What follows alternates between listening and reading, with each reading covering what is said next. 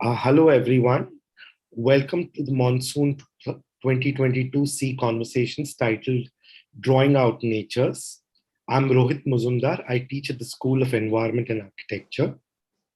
Drawing Out Natures foregrounds the role of imaginations in inventing worlds and also how we come to understand them by constructing realities based on specific ways of seeing, listening, and sensing. It is an engagement towards making visible the invisible relations between natures and the natures of human and modern human agency. We delve into the drawing out of natures to advance imaginaries of engagement with contemporary ecological crises and climate emergencies, and the contests that come to erode and expand socio-spatial claims in the shared ecologies of our worlds. I extend a warm welcome to each one of you to join in the fourth conversation of this series, Architectural Innovations in Bamboo, Designing for Mainstream Futures with Hemang Mistry. This online series has been co-curated and supported by the Shared Ecologies program of the Shama Foundation, along with the ongoing support of Urban Center Mumbai. Welcome, Hemang. Thank you for joining us. Hemang Mistry is an architect and an urban designer with an experience of 16 years in designing at various scales from architectural to the urban. His practice has been focusing on building with mud and bamboo over the last 5 years. He completed his architecture studies from SCET Surat in 2006 and urban design from CEPT University, Ahmedabad in 2011. Hemang has won many national design competitions with his pursuit of ecological design. He is a bamboo enthusiast as well as a member of IIA and the Working Committee of Bamboo Society of India. The philosophy of Hemang Mistry's practice is to give back what one has borrowed from nature. While bamboo is categorized as grass, his presentation in this conversation today will demonstrate how bamboo can be one of the most promising materials for the future that can be used in landscape, architecture, and urban design projects. With that introduction, I'll hand over the floor of this C Conversations to Hemang. Again, Hemang, welcome. It's a pleasure to have you here on this conversation series with us this month. Over to you. I'm going to switch off my camera in case you need me. Just call me out and I'm here, but I'm going to switch off my camera while your presentation is going on. Yeah. Okay. Thank you, Rohit, so much for an elaborative introduction. And so here we go ahead on the presentation part. And thank you so much, SEA, Architecture Department, for having me here to share my experiences towards working with bamboo. Yeah. So I lead a firm called CEPT Rachna, and that's been formed since 15 years now. And looking forward to the experience, and I've been practicing architecture since 15 years and in urban design projects almost since 11 years now. And I did my architecture from SCET Surat. I think that's how the base of thinking started building up. So there we had a lot of bamboo workshops as well, though I could not attend there, but then always had triggered that in mind. And yeah, so, and then later on I did my master's from CEPT University, and that was in urban design. And that really helped me to understand and place myself in a scale where the development and the involvement towards design could happen in a very larger scale. So in a way, and touching to the part of sustainability, and that really helped me to get into these type of projects, and where many of my projects have built with local materials and with bamboo. Yes. So ranging from 240 square feet to 25 lakh square feet. And So of course, these design competitions are these national design competitions where either they are closed design competitions or open competition. So we've almost won 12 uh, out out of 10 out of 12 competitions. Yes. So a sustainable future exploratory designs in the world of explore bamboo exploration. So that the journey of this design that started in 2017 when we got an opportunity to work for a project on an urban scale and at a stretch around structures of around 25,000 square feet was proposed at a time. And that's how we all sketch a lot, we dream a lot. And so this was a time for me when you know deriving those sketches and placing them into reality. So purity to deal with bamboo mattered me a lot, with extreme engineering that made sketches to strong architectural element. So it was very important then when I sketch, you know how do that I implement into a structure. Those sketches when we do, these are more of the art base, and when you derive with logical understanding and place them into on the field, then it becomes a different ball game. So there you have to involve your architecture skills, you have to involve your consultants like structure designers and electrical consultants and everything that goes on and on with the site. So the journey from tangible to intangible aspect, that really drove me towards dreaming, to the extreme way where of course dealing with on the water sides, it's not really easy, because there are water pressures, there are cyclones, and I think we faced everything on our side. So I've always stayed on a tropical place. The experience of height from the 10th floor on the beachside, that has brought the passion of dealing the beachside structures at a larger scale. So I always visualize, looking sea from the height is always a passion for me.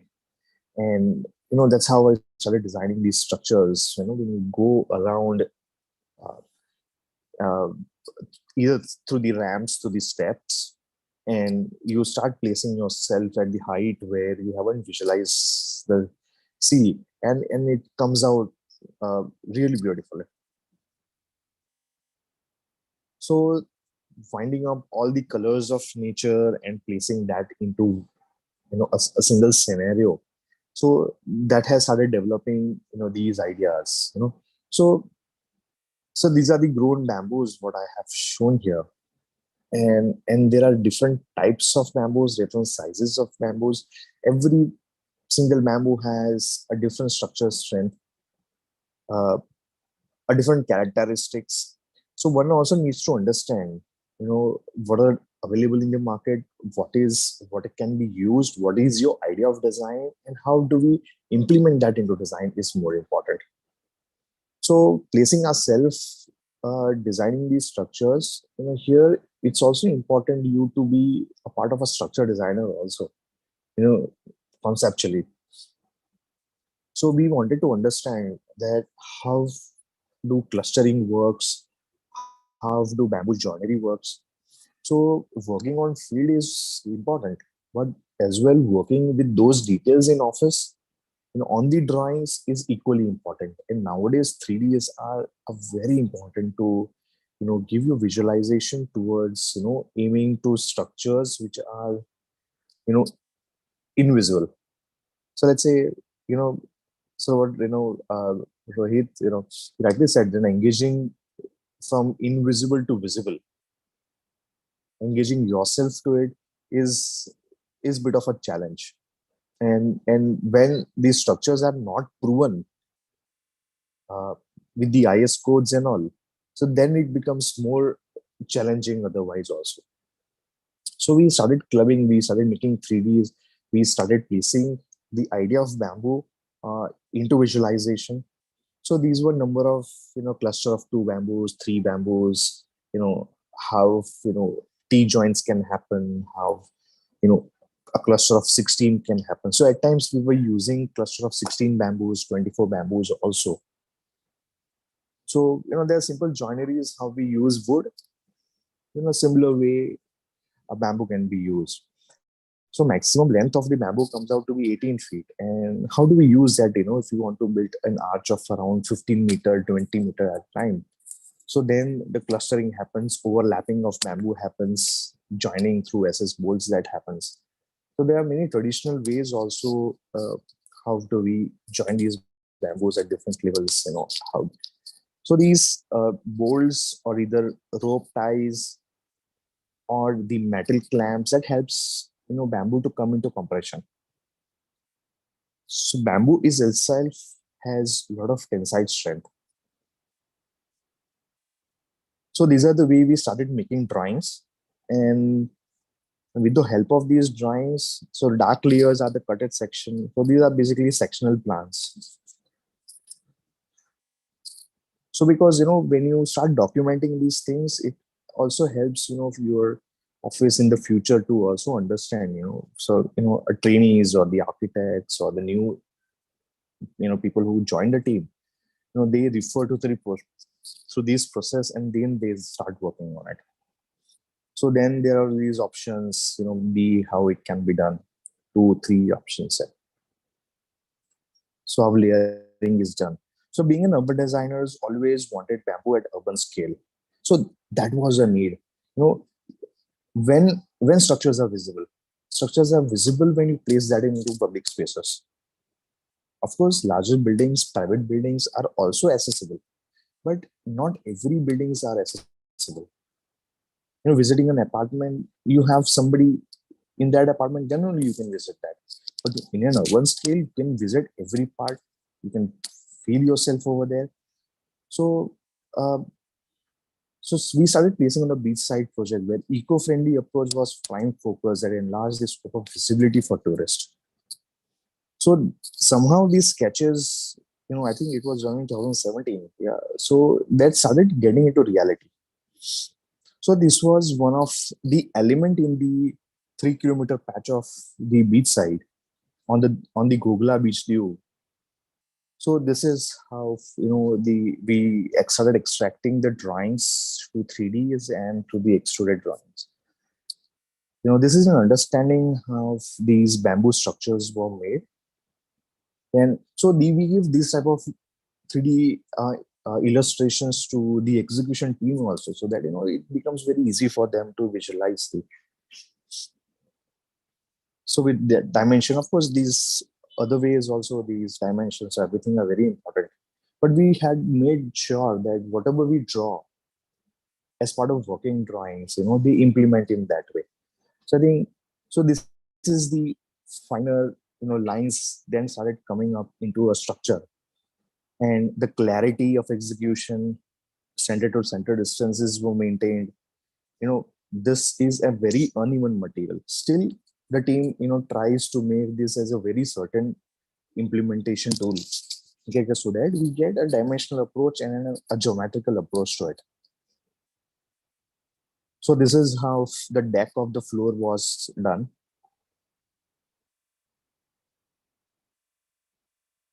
So yes, so of course, tying up with bamboo, overlapping and everything, it's very important. But very important is that the level of clarity we tend to implement that, because this would be a showcase for ourselves also and for the future, for the people also. So we want to give them a space where they can enjoy each and every detail. Yeah. So there were a lot of gradations of materials being used, where bamboo strips, which is on the external layer of the deck. There are the roofing structure, which is more of the flattened bamboo, and there are this 50 bamboo, there are 25 bamboo. So yes, so the topmost layer of the pedestal, that's where the high tides also we receive. So there were also many challenges in types of structure also, that one has to design the structure in a way that it doesn't uh, uh, disrupt while natural calamities happen. So these are the views we get. Yeah. So this is a very elaborative view where we also have given understanding of how the design would be, and also how would we view towards it. So this is what I was talking about from the height, how we view the sea from here. So of course this structure is meant for an observatory, for the security also, and for the people they visit here also. So this was approximately of around 6 meter diameter. So around 30-40 people could stand at a time. So these are details, how these bamboo strips have been joined, how it's been covered. And so of course there are these sand level, they go up and down, while high tides, but they approach high tides. Yeah. So not every bamboo is straight. So it's been done through methods, by, you can see these lines of the bamboo, which are quite in straight lines. So they are done by heating process. So we use heat guns for, so this is also one of the structure, a tallest structure on the beach, where we had an opportunity to work on the roofing structure. Okay, so this is the one of the drawings we produced for the execution there. So this is basically a toilet structure where WC, uh, the wash area, and the showers, and the collection area. There's the cloakroom. Yeah. So this is how the structure system started forming. Out of one single arch, then it was segregated to different, so that we can have natural air ventilation as well, and natural light also. So this is the photo during the execution time. So the clustering of bamboo, placing them, framing to it, and this is how we started forming this structure. And yes, this is another structure. So you can see the clarity of the curve which has been formed through these layers also. So we were very quite particular on the dimensions of the elements being placed here. Normally when you work with exposed concrete or brickwork, an error within 5 mm could be acceptable at many times. We work with clarity where 2 mm is the major fluctuation, but not more than that. So here we've tried to maintain on a very similar method where uh, 10 to 15 mm, hardly 10 mm difference was there that we started placing it. So if there is 4435 is the height we want to achieve, and so these bamboos are very uneven. So but then we try to achieve within 10 mm. So that's the clarity. So this is the bamboo grid, how it's been formed to form a shell, and on top of that, then the roofing was placed. So this is how it looks now. So before 3 months. So we wanted to make these structures more of a very clean structure, and of course then it's a public space, and we wanted to create a notion where these sanitary spaces also are celebrated in a way. You can use that also as a public space, as an interactive space. So I think it's quite working well on the site. So this is how the natural light comes in, and it's a sanitary place. So every time there's a foul smell which really circulates around the building. So this really helps to maintain the hygiene level also. So this is how it looks from the seaside. So there was a criteria where we had to we of course any design, if there are existing trees, we don't need to chop it down. So if you see, okay, so this plan, every existing trees were there, and we tried to design accordingly. So finally my idea of curves also went through that. So this is how the wall washers helped us to develop the ambience inside the structure. So this is how it looks at night. So then, so this is also another part of proposal on the Nagpur beach itself. So there we wanted to design these structures in more of the introvert fashion, and And then these are 12 feet by 12 feet structures. So then it was a long stretch of, and the food stalls were around 47 at a time. And yeah, so this is how so we wanted to first make the structure as cantilever. There is a single member that runs, and then we place that. But then there are some properties where we have to accept that bamboo is quite flexible material. And so the entire member is around 9.4 meters. And yeah, of course, 90% of the structures was quite cantilever. But then to hold this, we had to then place this member to hold. Yeah. So, but there were these only two small, 25 bamboo that was holding them. And so that also we made that in curve, in the idea of how that flows. Yeah. So this is how the construction work goes, and this is how it looks. So this is on the beach side. So even the construction for these walls were also done by the local stone as well. And the finishes over here with the stone concrete. Yeah. So this was then inaugurated, and so we were quite fortunate that the entire project was inaugurated by President of India, who came last year November. So this became one of the prestigious projects. Yes. So this is how the finishing. So we face cyclone in most of these structures, and of course these fans could sustain to with this structure.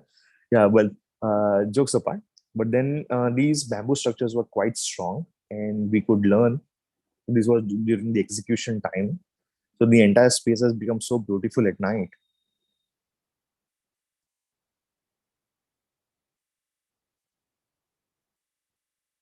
So this is also one of the forms in the urban scenario. Yeah. So initially, the entire space was very inactive, though people wanted to desperately visit the sea. I mean, the beach side, but there were no facilities. So, but now with the help of these 47 foot stalls and the toilet facilities as well, so now you can see a lot of crowd and a lot of people enjoying this space a lot. So this is how it looks at night, the entire urban space. So this is one of the largest span structure we've designed. This is 50 feet by 120 feet. And yeah, so this is 34 feet height. And everybody would just ask us that, is there a steel member inside the column? So we had to tell them, no, this is completely done in bamboo. So do we have steel member with the truss going upside? So the answer is that no, this is completely made of bamboo. So of course there are these metal bolts that helps bamboo for the clustering and all. Otherwise, uh, so of course the the uh, the bamboo column goes around 1.4 to 1.5 meters beneath the foundation, beneath the ground level to hold the structure. So, so this was one of the very simple structure we did, and this was done executed by 4 devotees of the ashram, and that was very surprising. They were quite sure with the client. Client was very sure that we have to do with these 4 devotees only. Otherwise, we don't want to do with the structure. So it was quite challenging for us also that how do we train these people? Because how do we make this largest span structure? With the help of only these 4 devotees who never worked with these type of material, not even wood also. But so then we started making them modules. Then we started making uh, module of the columns, trusses. Uh, we went there. Uh, we asked them to erect the truss on the ground itself, and if it is bending, then we have to do something else. So, but then these things started becoming quite uh, uh, uh, quite organized in a way that they could understand how we have placed our designs and all. So finally when we started placing that, I think you see 3 to 4 people who are standing on the top. So these are the 5 devotees who actually constructed the entire structure, and it was really surprising for us. Of course I could not sleep 6 months for this.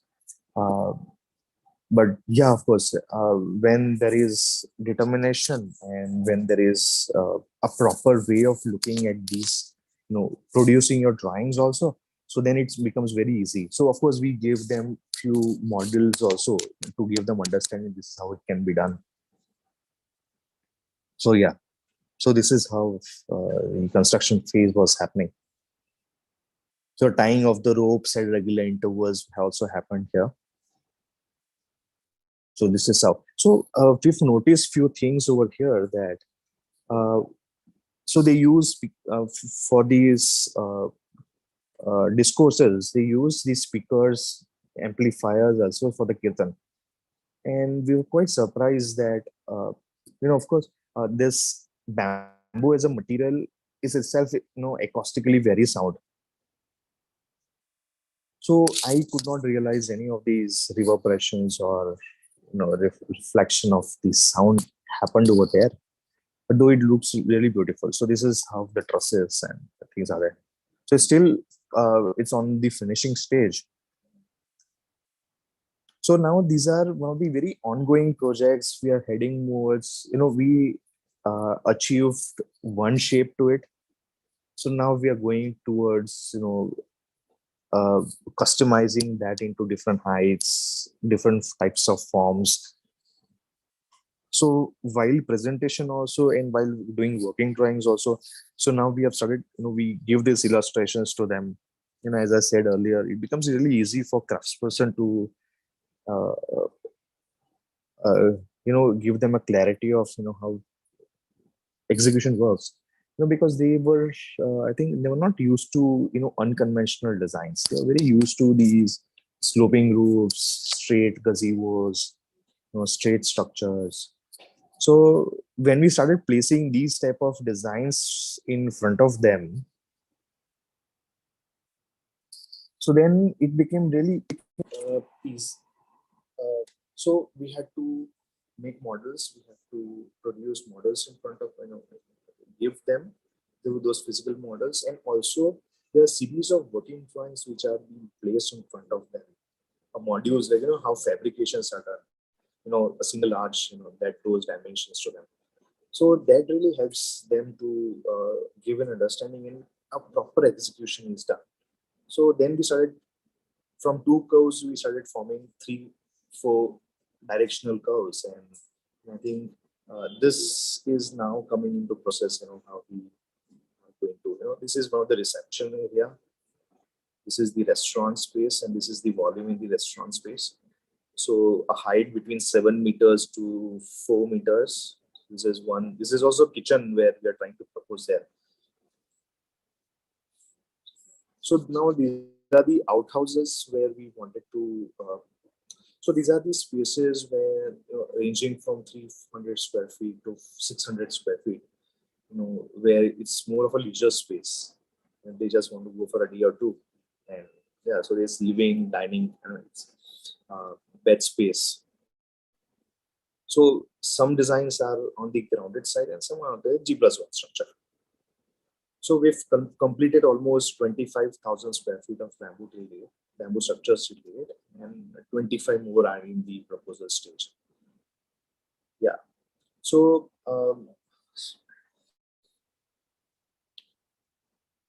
fun being playing with these type of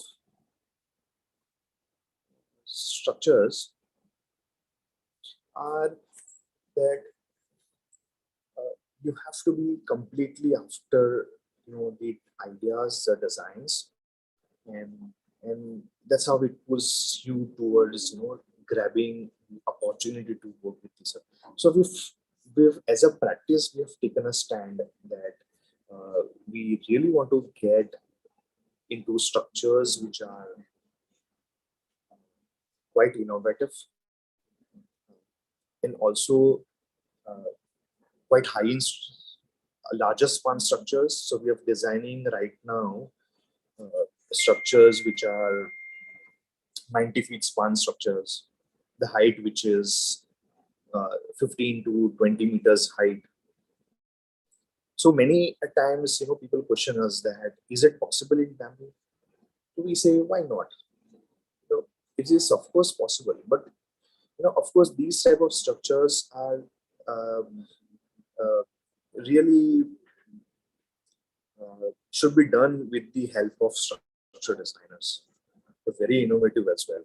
But then your designs and their ability to do structures, the ability to analyze the structures, that would really help, people to get into these designs, and you'll be able to, one will be able to come out with, really wonderful products. So yes, I think I'm done with the presentation, and I think quite elaborately I've been explaining those projects. Yeah. Thanks, Hemang. That was lovely to see your recent work being shaped Right. with explorations into bamboo. I want to kind of, before getting into talking about the projects, I want to kind of try to frame a historical context of exploration of material, uh, as well as with concerns towards urban space, as well as concerns towards the environment. And two lines of thoughts kind of emerge in terms of uh, exploring the tectonics of architecture. There has been a debate that has emerged since, particularly forcefully since the late 70s, early 80s, around exploring material to express and craft architectural tectonics. Right. And in the 1990s and the early 2000s, that debate moved and shifted towards using local materials to explore under the context, under the emerging discussions around sustainability, so on and so forth. That over the last 5 or 6 years, this context of discussions around sustainability, the use of local materials are shifting towards a new kind of context that is kind of emerging forcefully for us over here in India. And I kind of, I take your word that you kind of posed at the starting of this lecture, the idea of the tropics.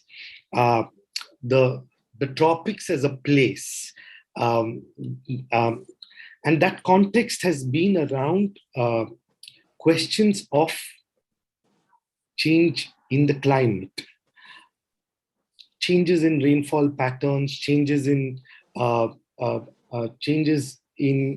particularly around this west coast, storms which were experienced more infrequently as against what we are seeing them now. For instance, just sitting in Bombay and talking from Bombay, we are experiencing over the last 10 years, over the last 1 decade, reduced rainfall days from 180 to 90. And the amount of rain hasn't decreased, but has slightly increased. So the same amount of rain kind of falling within much shorter spans of time. And over the last 2 years, we've witnessed even storms. Okay, so there is a new context from sustainability towards climate change. And I want to kind of, through your explorations into your work, kind of try to engage into some kind of future thinking about where do you see the exploration of bamboo going in this shift in the debate. That's one kind of coordinate that I want to sketch through my kind of comment. The other coordinate is around thinking about tectonics and detail. And the question of detail, and as you kind of your drawings which were exploring the idea of detail in bamboo construction, for me, did two kinds of things. What I was excited with was that your explorations largely, and particularly around this West Coast, most the projects that you showed us, India's West Coast, Yes. uh, uh, the projects that you showed us were kind of, in terms of formal exploration, they were kind of explorations of the form of sheds, umbrellas, which were kind of taking up a form from a simple kind of umbrella to a kind of a undulating roofscape. Uh, so there's a complexity of formal exploration over there. What are the coordinates that shape? How do you kind of explore form and space? And then I would like to kind of bring forth into the discussion of tectonics and detail uh, probably a less explored area of thinking about detail. Usually discussions around detail revolve around um, revolve around systems and construction, and particularly because you kind of come from the urban design field. I want to kind of um, I want I would like you to respond to how might one think of the kind of life that cities or the urbanity of places generates in terms of thinking about detail. Like, what is the form of life that it generates, and how that kind of becomes a kind of a force to shape details and thinking in architecture. If from, again, from the 1970s, the discussions around detail, which have moved to thinking about systems and constructions, to possible a movement that one could say is to use the urbanism or the urbanity of different places to kind of think about forces that shape the form and space in architecture. So these are the two coordinates that I'd like to set up in terms of thinking about discussion. So what I would like you to respond to is not necessarily only how you've responded to this in your projects. Of course, we would love to kind of hear you talking about them, but also a kind of future speculation of where do you think this could go. Yeah. Okay. So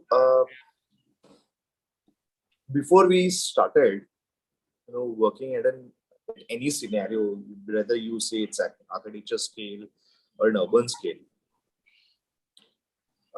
very less structures were really visible in India. So there was always an ambiguity of, how would it behave? How would it look like? How would people behave on it? Because bamboo was, as a material, was always used as a very decorating image.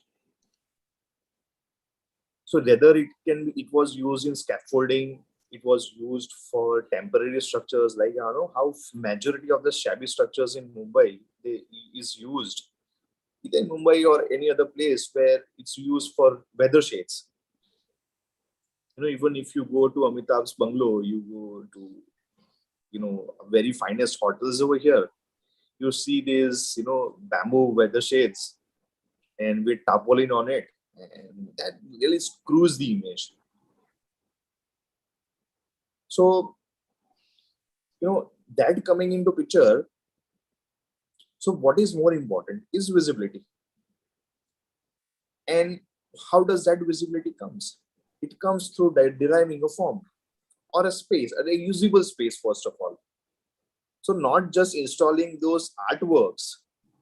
So artwork also has an idea to it. But if you make it more visible, more usable, then the sense of the space, sense of using a space, that starts add meaning to it. In a way where, if I have a food stall, or let's say a sitting area, so that's usable. So one would start approaching to it. Artwork is really not into the psychology of people here, but usable space are more prominent over here. So the main idea was to first target those type of spaces where we make artworks in usable spaces. So that was through deriving structures. So and also for the structures which has an image of sanitary and then had an image that that is one of the most neglected part of a space because of its hygiene value and all. So here we try to create an image where through the form and through the clarity of design where these spaces start building up an image for the space. So going that more into detail, so what do you say what extent? So extent, we are trying to grab those extents. Any architect or designer, if they think they can implement one of the largest structures in India, they can. So we have to start approaching ourselves in that way. We have to start building up with those details. There are structures where form is important. There are structures where details are very important. So details where details are important. Details are important where it's on the visible scale. So like these, the roofing behind, so doesn't have a very intricate detail, but it has detail of the graphics, details of the clarity, how it is being placed, details of the dimensions being placed. And of course there are more of the joineries and everything that really comes up. So nowadays we have an opportunity to explore bamboo with SS, bamboo with metal, bamboo with copper, bamboo with wood. So that's in that way also, that really in our practice, what we thought was that let us first explore bamboo at its extent to the fullest. Let's see how bamboo behaves in every way. And somewhere when we start feeling in that, then we start using metal to it. Then we start using wood to it. Then we start composing to different materials. But 5 years, 5 years, we have decided that let us, derive details out of bamboo. And only bamboo structures would come up. So in a way, if there are structures which are we have to start from the floor, so then then we don't have an opportunity to go towards the foundation and come in. So there the metal joineries would work. So what we felt was that urban scenarios are very important to be explored, and in terms of sustainability and in terms of ecological idea also. But it is also important to portray the scale of these structures. So that's what we are focusing now. We're trying to get onto these scales where at a stretch around 30,000 square feet, 50,000 square feet, a lakh square feet of bamboo structures. So 25,000 of structure what we have implemented, that means that we have avoided 25,000 square feet of RCC structure. Yeah. So I mean that's that's also a perspective to look on, to place ourselves, how are we contributing at a little scale also. So I think, but that is actually these structures and urban scale are really working, because that comes into eyes of people. A lot of people, they come across the somehow somebody who knows me, they call me, "Acha, we saw these structures. It looks very beautiful in a way also." So, but important is that visibility is more important. I think that's how we have achieved, and I think looking at the tectonics part, there are many ways where we can explore the technology in terms of bamboo only. So if we try to design bamboo which is 30-meter high, how do we do that? Sit with a structural designer, explore it. People have done a hell lot of things into metals things. They have made structure which are proven.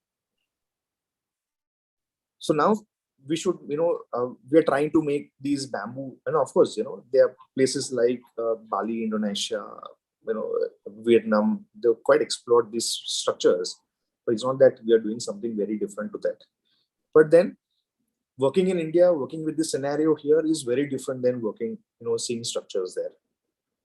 So we have to train artisans according to our design language. It's not that they are not trained, they are very much trained. They know much better than what you work. You just give them line drawings, they'll execute the entire structure. And you will realize, oh, what the wonder they have done. But important is that with their skills and your design skills and your drawing skill, how do we coordinate them and place them so that your design comes out to be, more prominent than, that's how things started working. And I think we're quite following it, and I think the results are coming out of it. Yeah. Really nice to hear that response. I have one more, a short question before I open it up to the audience for comments, suggestions, questions. Right. Please feel free to either ask your questions in the question and answers box or raise your hand and we'll draw you into the conversation. This is for all the people who are in the audience over here. In the meantime, just one small question while, there are few more questions that kind of get built up. I was wondering after seeing your presentation and hearing you talk, I was wondering how does precedent or kind of precedent studies in explorations in bamboo, and this may be both work done by professional architects or those done with indigenous knowledges, not necessarily professional architects. How do precedent studies can inform the explorations in a particular material, and in this case, bamboo, as a material to explore in architecture? And is there a relevance to kind of engage with such exploration, or are there, is there a body of knowledge to be explored in this area? I think form is very important to explore in this. You can achieve any, you just sketch it, and we're just sketching something. I'll tell you, how the explorations we have. Sorry. We can't see it because of your background. Yeah. So forms, something which is unexplored in bamboo is forms. Somewhere, people who are architects or non-architects, the only thing will differentiate is the language and intensity of implementing it and intensity of designing it. So there are many structure designers who are practicing as an architects too. But it's just that, many structure designers have come up with some very beautiful buildings.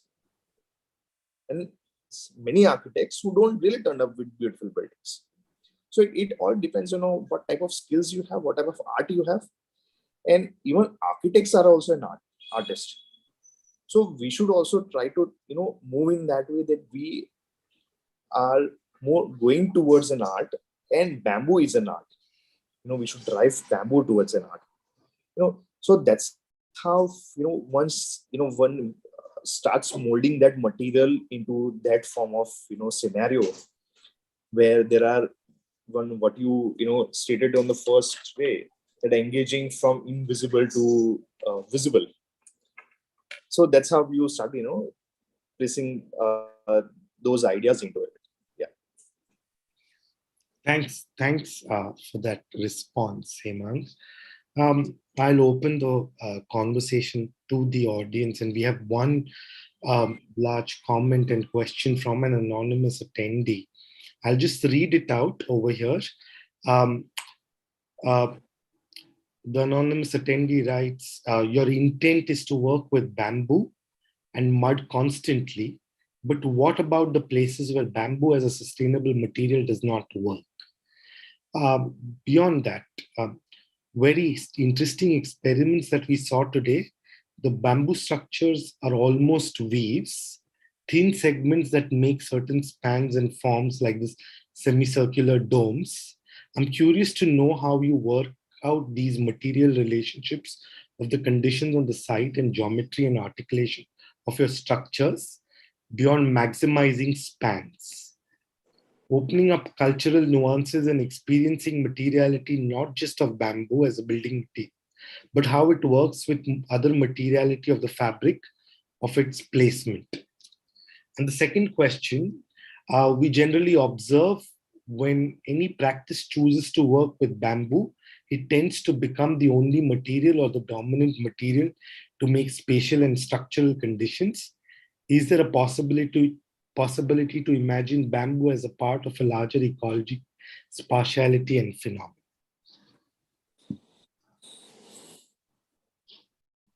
Okay, so I would just start answering one by one. So one is, what about, bamboo as a sustainable material does not work? I don't find a possibility where mud and bamboo would not work as a part of sustainability. So, so there are different climatic conditions where one is humid climate, one is dry climate. So I think when the bamboo is being properly treated and seasoned, so I think it works in most of the scenarios. So sustainable has many criterias. Sustainable is also about uh, uh, acquiring the material from the nearby vicinity, and also about building also. So bamboo is a grass, but then also there's a transportation to it. So it is the mapping you have to start evolving by yourself, where you live and where you have the project to it. And that's how yeah. So I think working with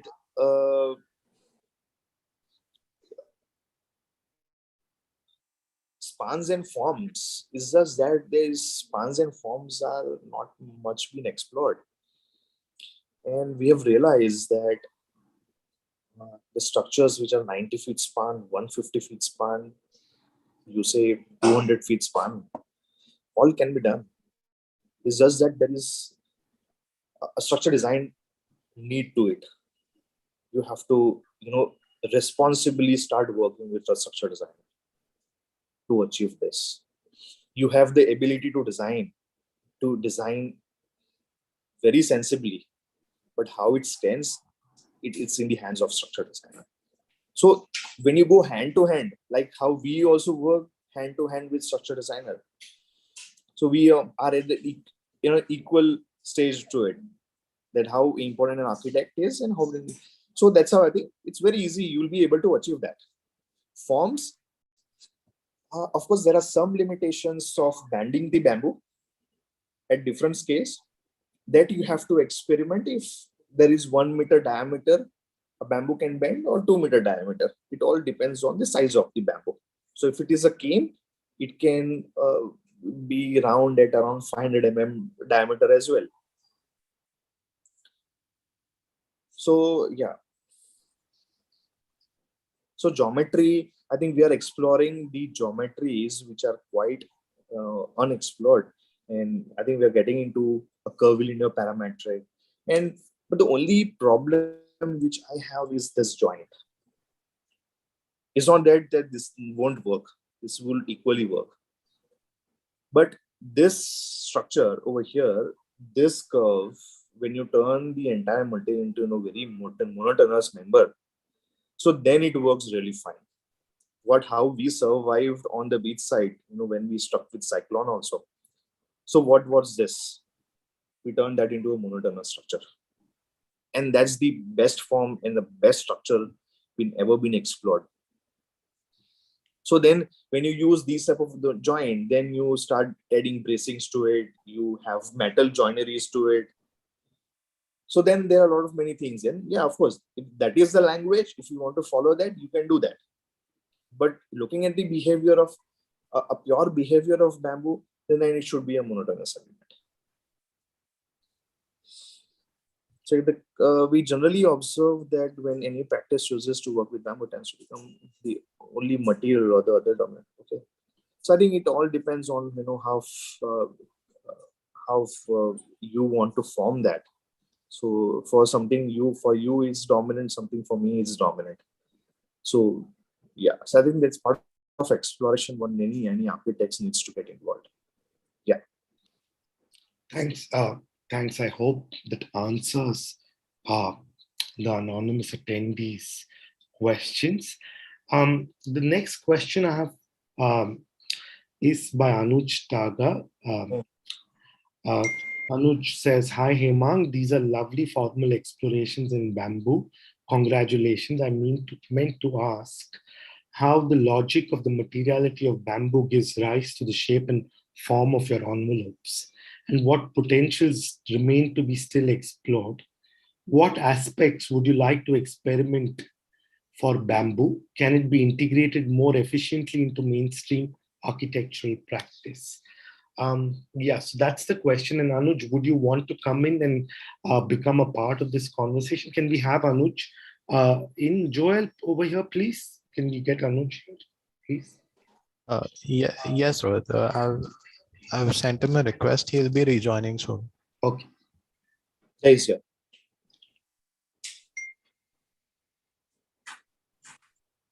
Hi. Can you hear me? Yes, Yeah. we can hear. Hi, Hemang. Thank you so Hi. much for sharing your work. So, yeah, just to elaborate on my question, I was thinking that I was just kind of thinking that often architects kind of decide a form and then it's just kind of replaced by a new material. So, and in that sense, one starts to justify that, yes, this can also be done in bamboo. And that's why my first part of the question, that what is like in the sense of Khan would ask, what does the brick want to be? I would like to ask that, what does the bamboo want to be? That's where I wanted to understand, and that in what peculiar forms, therefore, can bamboo become or produce its own mainstream logic? So yeah, this was my question. I think we have just, as a fraternity, we have just started exploring bamboo. So let's say 7 to 10 years. Many people have quite explored these bamboo structures, but I feel the extremities of the bamboo is now coming into picture. Where people are trying to explore this material as a mainstream structure.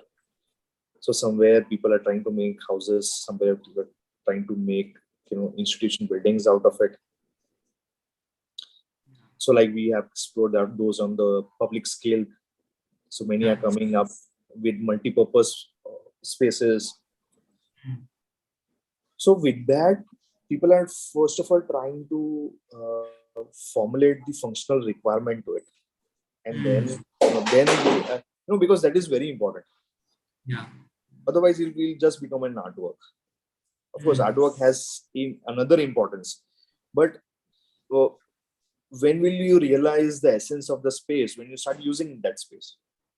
So I think that scenario is now coming. I'm also looking at a general scenario in the around the place that people have started accepting this material as a construction material. But the only thing is that not everybody is so much aware of its potential.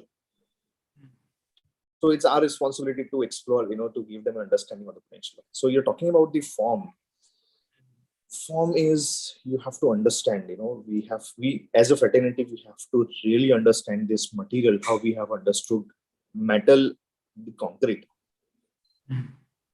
Still this part is quite unexplored. You go and talk to any institution for the third party inspection or the vetting, they would say, no, this is not possible because, we haven't explored it. So, we are now guiding institutions to, start getting into this vetting process also, so that, we can start placing ourselves into government projects as well. So this is a critical part. Came out design. So there are many criterias where the structures are, there is some possibility of curving, like if the structure which is it when it goes like this, so then it would buckle from here, from this point. So there are many structural principles that needs to be explored, and on the basis of that, one starts deriving the form. And now we are in a stage that what 3 years back we were thinking this is not possible, it has come out to be a possibility for us now. So Hemang, what I wanted to actually, like when you were saying, I was thinking we like just 4 years ago we had been to Assam, and Assam is known famously as the bamboo civilization, and the interesting thing is that what I find that many architects tend to do is they reinterpret how to make the conventional elements of architecture through bamboo, which means that they'll still have a notion of a column which is to be made in bamboo, a roof which is to be made in bamboo, a wall that is to be made in bamboo. And that's how the conventional syntax still remains the same. Whereas actually bamboo has a great potential which has both the quality of becoming the skin as well as the structure. And second is that if we look at Assam, they explored bamboo, number one, in its entire life cycle and at all scales of their living. So what I feel is that when a heavy-handed architectural knowledge, which is being received from some, from the way in which we are taught architecture, gets imposed onto the material of bamboo, do we reduce it to those same conventional elements? And how do we come out of that trap to devise bamboo's own way of supporting structure in a new way, probably? So yeah, if you have any comments on that. Yeah. So of course, it all depends on how do we, how intensely we get into the subject. If I'm good at brick, I'll be the best part of it. If I'm good at metal, I'll be one of the best architects for that. It's just because I've explored and experimented, and also I've substantiated that material for the structure. So for the bamboo, what is happening is, so now during the times people have developed their own speciality of working. So let's say one of my friend is very good at brickwork, exposed brickwork. So he does amazing structures out of it. So there's a friend of mine who does amazing structures out of rammed earth. It's just that during the time, 7 to 8 years, what they have invested in their life, they have started coming up with fruitful results. So before 7 to 8 years, this was not the scenario. Everybody was experimenting to it.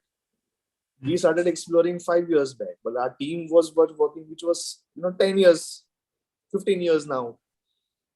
So, it is our responsibility to take away, we should start working collectively for this. If you are good at brickwork, okay, you come on the board. If you're good at concrete, come on the board. Let us all start working to it. So then what will happen is the speciality and the potential of working towards this speciality would start coming into picture. Normally what will happen is we all rely on execution team. Like was exposed concrete. अरे ये तो team अच्छा करता है, उनके पास करवाओ. अच्छा नहीं कर रहा है तो architect will have to go 100 times on the site, to implement that. But all, summing up to everything, it all depends on what intensity one needs to get into it. That will decide the mapping of the results what we are getting. So people who are now architects who are kindly and passionately getting into these type of architecture, they are exploring a lot of forms and figures. Yeah. Have I answered you, Anuj? I still have my lingering questions, but that is a longer conversation. So I'll definitely love to join you on that. Yeah. So there was a good question, and I would just want to kind of share an anecdote of before we move to the next question. asked by another person. Just want to share an anecdote of a very recent experience of new contexts that are emerging in Bombay for exploring bamboo. I've been visiting the national park over the last 1 month, visiting a few Adivasi settlements where the houses earlier were made of karvi and mud, wood and mud sourced from the forest. And now you see them having transformed into houses that are made of bamboo supports inside as structural material, but the covering is of tin sheets. Okay, and that has happened because there's a fear of leopards and the wild cats, which kind of have been breaking into the karvi and mud houses. So tin has come in as a material. In the monsoon, what happens to these houses is that another layer of bamboo, a bamboo structure outside comes in with a plastic sheet. So even if you have a veranda, there is a way in which the veranda is extended with a plastic sheet outside. Even the walls, whether they are of karvi or of tin, are kind of covered up with a whole bamboo structure and a plastic sheet to kind of protect it from the monsoon. And the critical question over there is, at what angle should this structure be placed vertically so that monkeys and other animals can't climb it? So if you kind of, that's just one of the experiences, but if you kind of travel across Bombay, usually the monsoon creates a kind of a context for an envelope to emerge. In many cases, bamboo becomes a material for exploring the structure along with a tarpaulin roof. But in other cases, exploiting the image of the urban spaces. Sorry, I couldn't hear you. I would just add to it, exploiting the image, a virtual image in the city. So yeah, so I mean, the bamboo and tarpaulin sheet. What I'm trying to draw attention to is that apart from the building of new structures or new buildings, there is an emerging urban context towards practices of extension, repairs, retrofitting, where bamboo is kind of being used as a material to kind of explore such kind of responses. And when I was kind of alluding to how does the urbanity of place generate new context, so this is one of the contexts for that seems to be emerging for practice. So just as kind of a comment that I wanted to kind of make. But if I'll go forward and I'll take up. There are two other people. There are several other questions. The next one is by Harshita Patel, and Joel, can we get Harshita in this conversation? I'll just read out her question, but maybe she wants to elaborate it further. So Harshita asks, is bamboo used in your structures locally sourced? And how much does the local traditional artisans contribute in building the structure? Harshita, do you want to elaborate on it? Do you want to kind of elaborate on this, or let Hemang respond to your question? No, Hemang can respond. Okay. Yeah. Okay. So of course, there are good quality bamboos which is being sourced from either from Goa or smaller diameters from Goa and larger diameters from Assam. So these are one of the very resourceful places. So I won't say that this would be a local exploration. That stage will come when we'll have local artisans, where we'll have local material been available. So we are working on that scenario. So right now it is not really local. So we worked in Diu, and the artisans, these wonderful artisans were from Vyara or Vasda. So that is on the other part of Gujarat. So almost 400 to 500 kilometers from there. So I think we are visualizing a scenario after 5 years that wherever we build, and it can be from the local people. So it kind of also, we are also training people around, because so that they can get involved into construction. So likewise, there is an approach in a project in the Meghalaya. So in that scenario, the people from so the client has an placement there. The people from the nearby area would only work because they're good at it. So we said that, okay, there are 2-3 craftsmen, head craftsmen would come from here. Otherwise, local people would work on that. So in that, we have now started working on it. So right now, the idea of sustainability here is only in terms of materials and not the local use of the material. Like you said earlier, there are different variations for the idea of sustainability. Yes, exactly. So that mapping is a criteria right now, because not everything is available everywhere. Let's say if I want to do rammed earth in Goa, I think it would not be really feasible. Then the stone available there is more local there. But also, on the other hand, to uh, uh, initiate the idea or aggravate the idea, you have to place it. When it becomes visible, it becomes popular, then adaptivity starts coming in. Bamboo will start there are many places where people have started growing bamboo. So at that time, we can source local bamboo, and then we can work with that. So depending upon the place and places and the source, your joinery techniques or the spanning techniques can also differ. It all depends on the strength of bamboo and the quality. Yeah.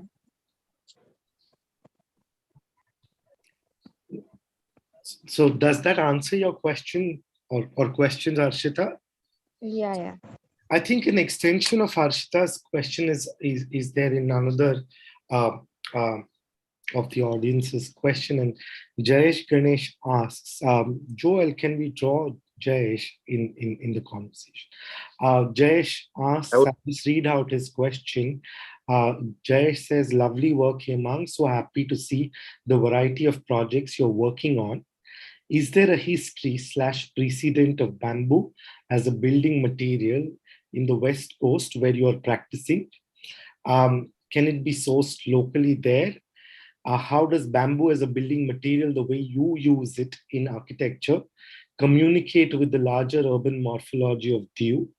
Does bamboo as a building material create a context for itself, or does it derive from the local context? Yeah, is an extension of not only Harshita's question, but I mean the way in which I kind of started opening out this discussion. So yeah, Hemang, unless Jayesh, would you like to elaborate on this or question, or let Hemang respond? No, I'll let Hemang respond to this.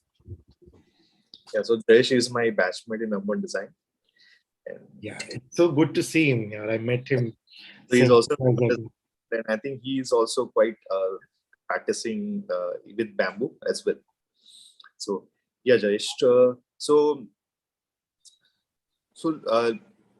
bamboo as a so is there a West Coast? Yes. On the West Coast, any tribal scenario you see, larger sense, and so likewise, Valsad is at a place on the coast side. So we have a tribal area which is in Dharampur, Vasda, Vyara, Dang. So those are popularly working with them in their own household. So, but then with their scenario is that there they don't use these treated bamboos. So every 2 years they have to refurbish their house. They have to make their new houses. So that's the general scenario which works with them. So looking at Dew, so Dew around in and around Dew is Jamnagar, which is bit of not so close but bit of close. So that works with bamboo a lot. Dew also, there are many surrounding areas. They have ready-made, available stones there. But apart from that, for the roofing area, for building up their any of these shade structures for the cattle feeding also, so those are made of bamboo. So traditionally and historically, everywhere in India, except parts where wood is available quite widely, so bamboo is used. And looking at the morphology of the space, so we have tried more in a way that it reflects more to the nature, the idea of nature and how organic forms places on the beach side. So that was more reflection of the language towards the the urban scenario. So one is we try to reflect from the context, and another is you develop a scenario where the context is being developed. So I think we were working more in a way that more futuristic language being developed, so that it develops something which is really unseen. Thank Jay, did I answer you well? Yeah, absolutely. I just got the opportunity to pop in and say hi as well. So thanks for that also. Lovely to see you, Jay. Yes. I'll move on to the next question from the audience, and if you can draw in Isaac Matthew, Joel. Isaac asks, what are the issues in the maintenance of bamboo structures? How do you deal with rot or any other form of damage, wear and tear? As a material, it sustains over time. And, given the context of the West Coast, I mean, this is a very kind of powerful question of the materiality and kind of its long durée sustenance. Sustenance. So I would really very clearly answer on this. So when I started working with my team, I asked them, what is the surety of the treated bamboo we are using? It may get rotten. It may get termite impacted also. So he said, we have done an experiment where in the ground, beneath 10 feet level, we have put one normal bamboo and another untreated bamboo, and one was raw bamboo and one was treated bamboo. So after a year, we dig that out. We dig that bamboo out. So 90% of the bamboo was eaten, which was raw. And the treated bamboo was as it is.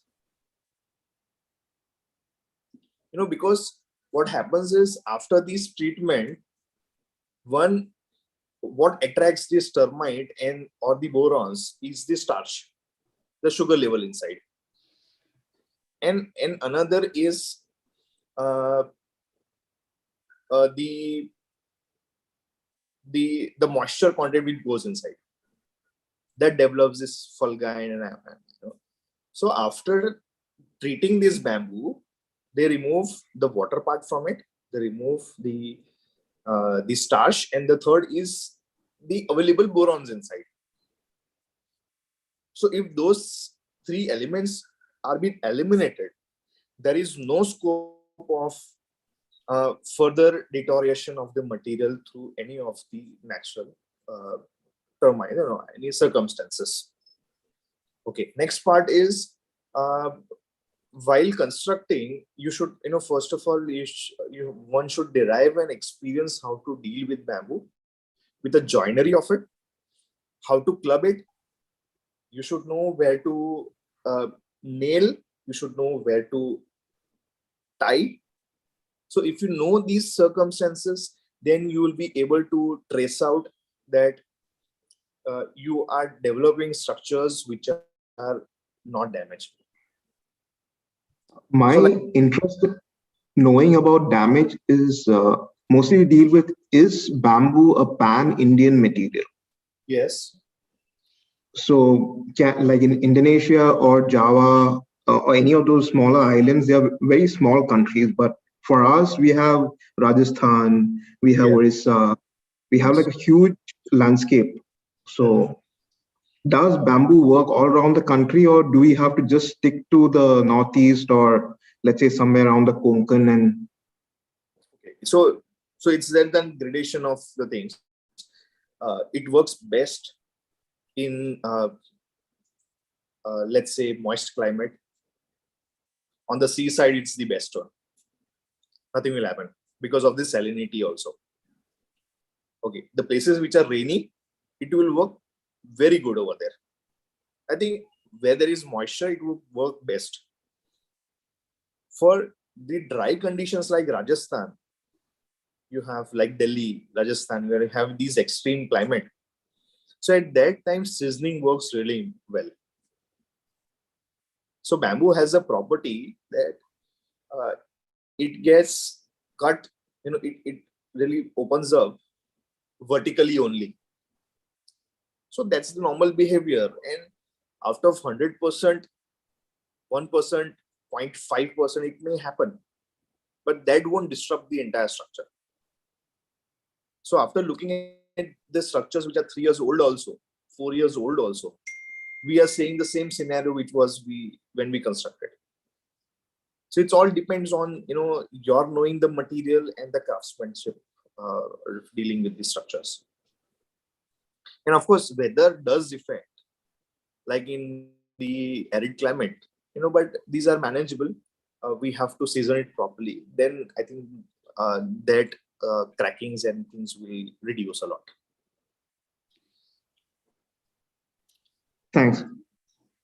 thanks. Thanks, Isaac. Thanks for your response, Hemang. We have 2 more questions by anonymous attendees over here, and I don't know whether they're the same person. So the anonymous attendee writes, "Hello, sir. These are really some fabulous works. I wanted to ask, how do you decide the form of the design? What is the process you go through to make a structure to merge into the landscape around it? Is it necessary to think about the structural conditions in the initial stage, or do you think of it conceptually first?" And the second question, and the following question is, what is your idea of sustainability?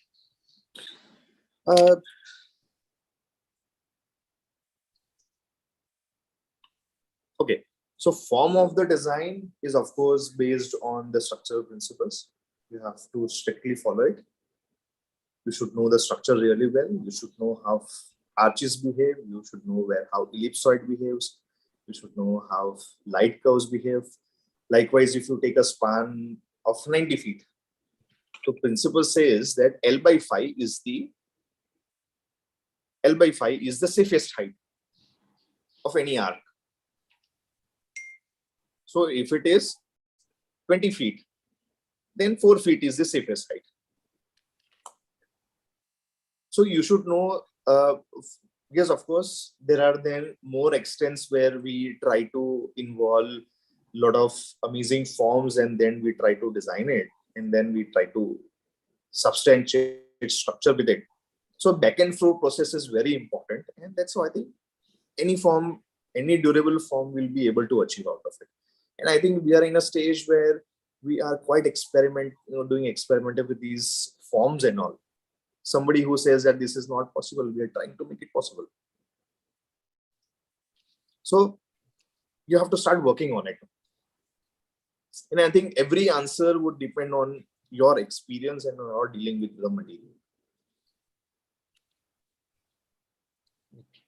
Thanks. And what is your idea of sustainability? I think sustainability starts playing with taking first point. First point is eco-friendly material. You start using it. You start using architectural principles. You start using environmental principles, light, air, ventilation. That's the first stage. Stake on using sustainable principles. So then comes up to the material, and then comes where you're procuring from. So I think these stages of points, they decide. But my stake is first using passive solar architecture into the building, so that I do it really finely in my buildings. So even these high rises have those type of designs. So second is the material. We used 40-year-old Mangalore tiles also in our designs,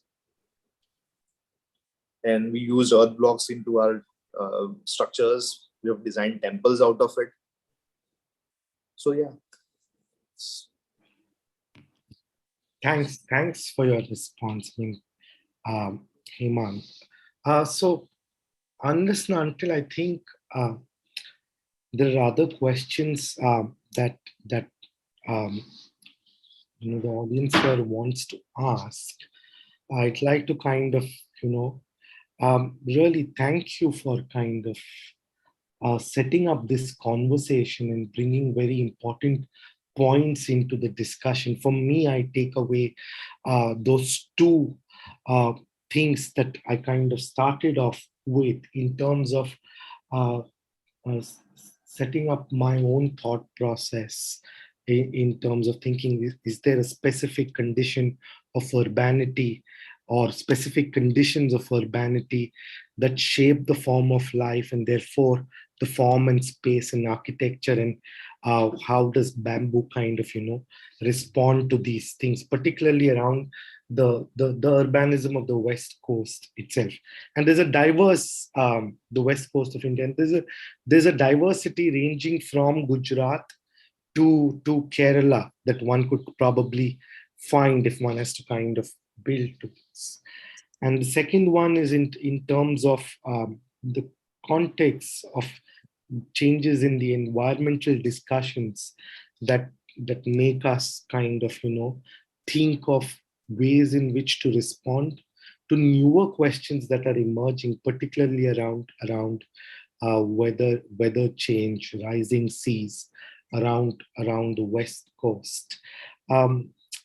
So these are for me, these are questions that Hemang's practice and explorations with bamboo open out, not only kind of in terms of what Hemang is kind of responding to in terms of the projects that he's explored today, but what these projects set up is the possibility of future speculations in terms of exploring new questions. And I think that's the more important thing that Hemang's work draws attention to.